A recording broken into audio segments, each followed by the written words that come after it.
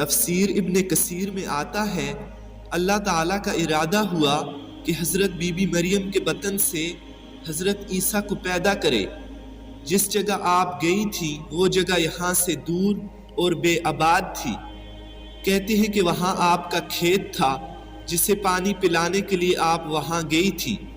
یہ بھی کہا جاتا ہے کہ وہاں حجرہ بنا لیا تھا تاکہ لوگوں سے الگ تھلگ عبادت الہی میں فراغت کے ساتھ مشغول رہیں۔ جب یہ لوگوں سے دور گئیں اور ان میں اور آپ میں حجاب ہو گیا، اللہ تعالیٰ نے آپ کے پاس اپنے امین فرشتے حضرت جبرائیل علیہ السلام کو بھیجا۔ وہ پوری انسانی شکل میں آپ پر ظاہر ہوئے۔ حضرت مریم سلام اللہ علیہا نے جب اس تنہائی کے مکان میں ایک غیر شخص کو دیکھا تو یہ سمجھ کر کہ کہیں یہ آدمی برا آدمی نہ ہو، اسے اللہ کا خوف دلایا کہ اگر تو پرہیزگار ہے تو اللہ کا خوف کر، میں اللہ کی پناہ چاہتی ہوں۔ اتنا پتہ تو آپ کو ان کے حلیے سے چل گیا تھا کہ یہ کوئی بھلا انسان ہے، اور یہ جانتی تھی کہ نیک شخص کو اللہ کا ڈر اور خوف کافی ہے۔ فرشتے نے آپ کا خوف و ہراس، ڈر اور گھبراہٹ دور کرنے کے لیے صاف کہہ دیا کہ اور کوئی گمان نہ کرو، میں تو اللہ کا بھیجا ہوا فرشتہ ہوں۔ کہتے ہیں کہ اللہ کا نام سن کر حضرت جبرائیل علیہ السلام کانپ اٹھے اور اپنی صورت پر آ گئے اور کہہ دیا کہ میں اللہ کا قاصد ہوں، اس لیے اللہ نے مجھے بھیجا ہے کہ وہ تجھے ایک پاک نفس فرزند عطا کرنا چاہتا ہے۔ یہ سن کر حضرت مریم سلام اللہ علیہا کو اور تعجب ہوا کہ سبحان اللہ، مجھے بچہ کیسے ہوگا؟ میرا تو نکاح ہی نہیں ہوا اور برائی کا مجھے تصور تک نہیں ہوا، میرے جسم پر کسی انسان کا کبھی ہاتھ تک نہ لگا۔ فرشتے نے آپ کے تعجب کو یہ فرما کر دور کرنا چاہا کہ یہ سچ ہے، اللہ اس پر قادر ہے کہ بغیر خاوند کے اور بغیر کسی اور بات کے اولاد دے دے، وہ جو چاہتا ہے ہو جاتا ہے۔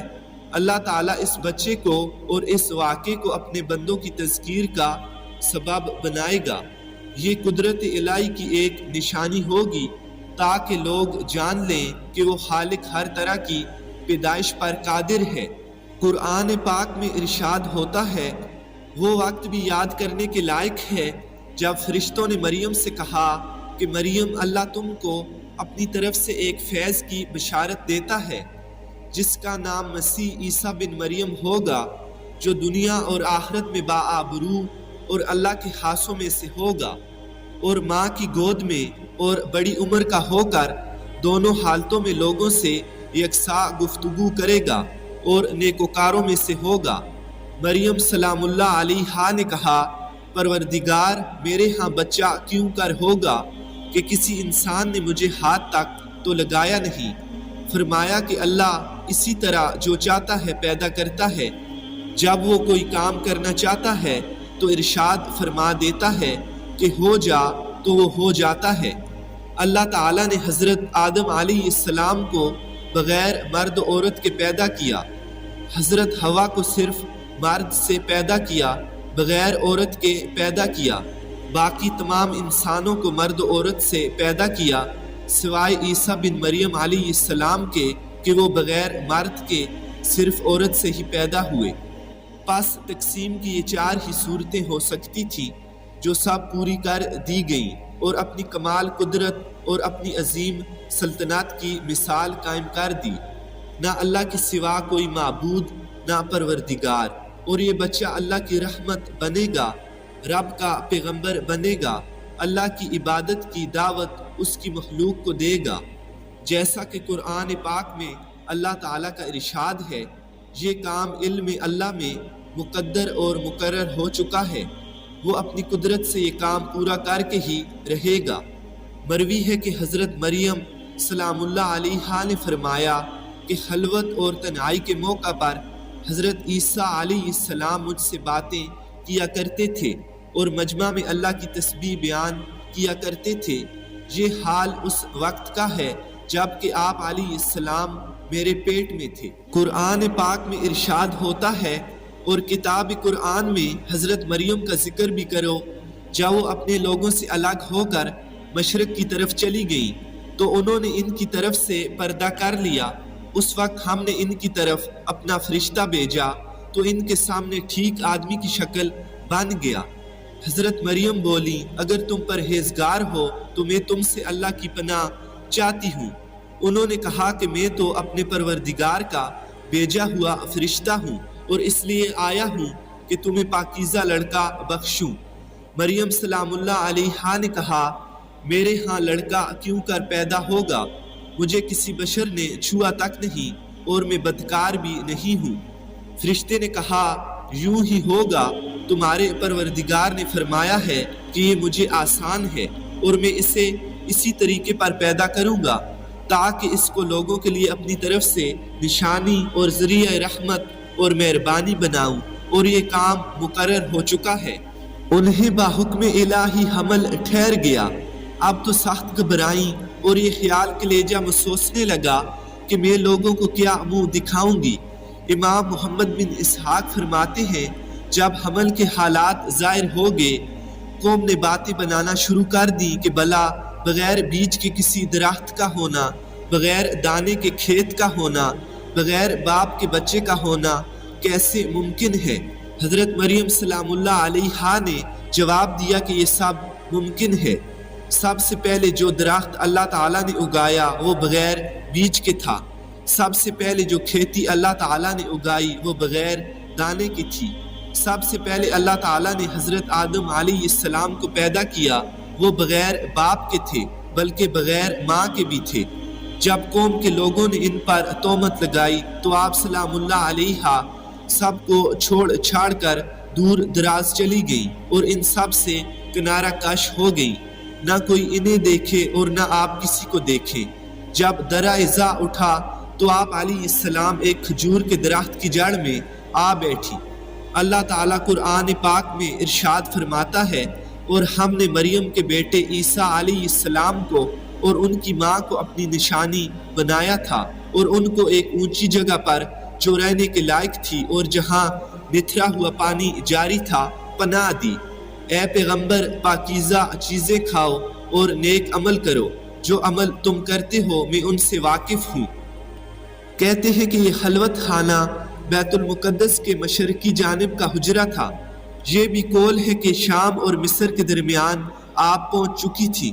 اس وقت بچہ ہونے کا درد شروع ہوا، اور قول ہے کہ بیت المقدس سے آپ 8 میل دور چلی گئی تھی۔ اس بستی کا نام بیت اللحم تھا۔ اس وقت آپ موت کی تمنا کرنے لگی، جانتی تھی کہ کوئی انہیں سچا نہ کہے گا۔ ان کے بیان کردہ واقعے کو ہر شخص من گڑت سمجھے گا۔ دنیا آپ کو پریشان کر دے گی اور عبادت و اطمینان میں خلل پڑے گا۔ ہر شخص برائی سے یاد کرے گا اور لوگوں پر برا اثر پڑے گا۔ تو فرمانے لگی، کاش کہ میں اس حالت سے پہلے ہی اٹھا لی جاتی، بلکہ کاش کہ میں پیدا ہی نہ کی جاتی۔ اس قدر شرم و حیا دامن گیر ہوئی کہ آپ نے اس تکلیف پر موت کو ترجیح دی اور تمنا کی کہ کاش میں کھوئی ہوئی اور یاد سے اتری ہوئی چیز ہو جاتی کہ نہ کوئی یاد کرے اور نہ ڈھونڈے تو نہ کوئی ذکر کرے۔